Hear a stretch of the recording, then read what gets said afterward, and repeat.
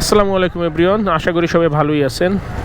তো এই যে দেখেন সামনে আমাদের এক বাইকার ভাই, বামে সিগন্যাল দেওয়া, ডান কাঁধে মোবাইল। সে মহা ব্যস্ত লোক। উচিত তো তার এক জায়গাতে সাইড করে সুন্দরভাবে কথা বলে কথা শেষ করে রাইড করা। আসলে দেখা যায় অনেক সময় যখন আমাদের পিছনে অনেক সময় পিলিয়ন থাকে, তো তখনও দেখা যায় আমরা কথা বলে কথায় ব্যস্ত থাকি। এই জিনিসগুলো কিন্তু হয়তোবা আপনারা ওইভাবে সিরিয়াসলি নেন না। অনেক সময় কিন্তু ছোটো ছোটো বিষয় থেকেও অনেক ধরনের বড় ধরনের দুর্ঘটনা ঘটে। দেখা যাচ্ছে আপনি খেয়ালই করেন না আপনার পাশের জন বিপদে পড়ে গেছে আপনার কারণেই, কারণ আপনার তো অন্যদিকে আপনি ধ্যান নিয়ে ব্যস্ত আছেন। বাইকে যখনই আমরা রাইড করব বা চলাফেরা করব, অবশ্যই লুকিং গ্লাস ফলো করব। নিজের সেফটি আরেকজনের সেফটি দুইটাই দেখতে হবে। অনেক সময় একজনের ভুলের কারণে আরেকজন ক্ষতিগ্রস্ত হয়, সেটা আমরা বুঝতেও পারি না। মনে হয় যে না, উনি উল্টা পুল্টা চালাইছে, কিন্তু আপনি বেখেয়ালভাবে চালানে আরেকজন ক্ষতি হইতেই পারে। এই জিনিসগুলো আমরা একটু লক্ষ্য করব। সবাই লক্ষ্য করলে দুজনেরই সুবিধা।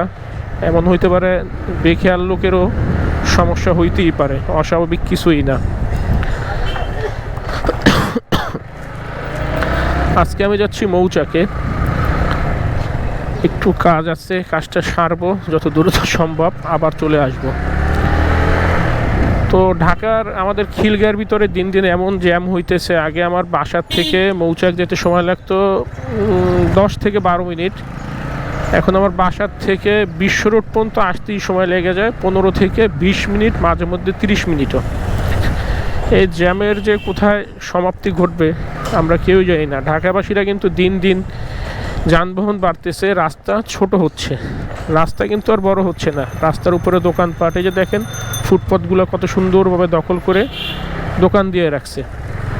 সত্যিকার অর্থে এখনকার সময় কিন্তু দেখা যায় আপনার অনেক ট্রাফিক বিভাগের অনেক বড় বড় কর্মকর্তারাও ভিডিও বানায়, ব্লগ করে, লাইভ করে, অনেক রকম অনেক কিছু তারা অ্যাক্টিভ আছে সোশ্যাল মিডিয়ার সাথে। দেখা যায় অনেক বাইকাররা কিন্তু আমরা ফুটপাথ ব্যবহার করি, আমিও করছি একটা সময়, আমি করি, সিচুয়েশনের উপর নির্ভর করে, তো মিথ্যা বলবো না। তো একটা বাইকার কিন্তু 10-15-20 সেকেন্ডের মতোই একটা ফুটপাথ ব্যবহার করে, তখন কিন্তু দেখা যায় অনেক সার্জেন্ট সাহেবরা তাদেরকে আটকায় বলে যে আপনি অপরাধ করছেন, বলে হ্যাঁ আমি অপরাধ করছি, ফুটপাথে ওঠাটা আমার ঠিক হয় নাই, তাহলে একটা মামলা নিয়ে যান। কিন্তু আসলে যে মামলাটা দিল সে মামলার যোগ্য, ফুটপাথ ব্যবহার করা মোটেও উচিত না।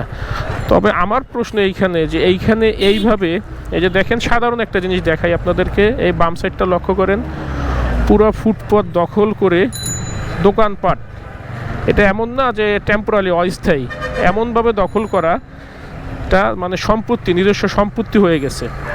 এই জিনিসগুলো নিয়ে কিন্তু কোনো কাউকে দেখলাম না একটা কর্মকর্তা যারা প্রশাসনের আছে যে একটা ভিডিও বানাইতে, যে আসলে এই ফুটপাথগুলো উচ্ছেদ করার দরকার। এই ফুটপাথ হচ্ছে জনগণের। দেখেন আপনি এই ফুটপাথে কি সুন্দর বিন্দাস মুডে তারা বিজনেস করে যাচ্ছে। কিভাবে করতেছে আমরা সবাই জানি, কারণ কোনো ছাড়া কিন্তু করতে পারতেছে না, লিয়াজু ছাড়া।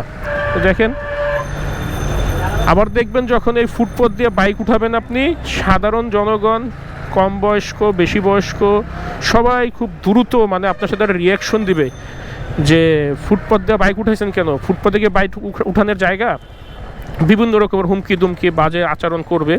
কিন্তু তারা কিন্তু কখনোই এইটা ভাবে না একটা বাইকার 10-15 সেকেন্ড কি 30 সেকেন্ডের জন্য উঠছে, এখনই চলে যাবে সে।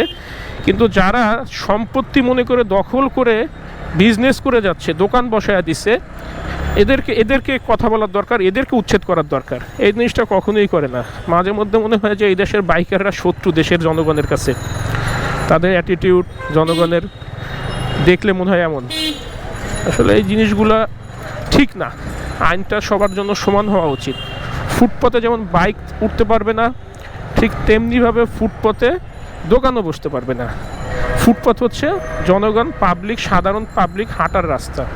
তো এই জিনিসগুলো সবার জন্য সমান হওয়া উচিত। যখন একটা বাইক উঠবে কি সুন্দরভাবে মামলা দিচ্ছেন আপনারা, কিন্তু যখন দোকানপাট বসায় দিনকে দিন বছরকে বছর চালাচ্ছে, ওইটা আপনারা দেখতেছেই না।